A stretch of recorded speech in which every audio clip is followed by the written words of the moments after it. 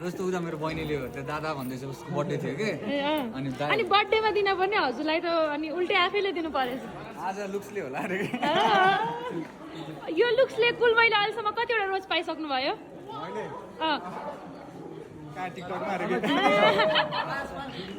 पहिला मनमा सजाउने दर्शकहरू अझ विशेष रूपमा जेनेरेसन जेट र जेनेरेसन अल्फाका दर्शकहरूलाई के भन्न चाहनुहुन्छ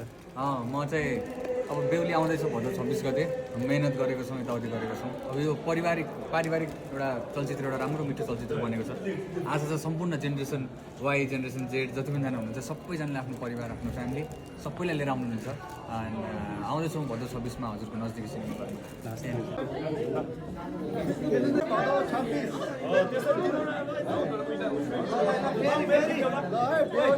भदौ 26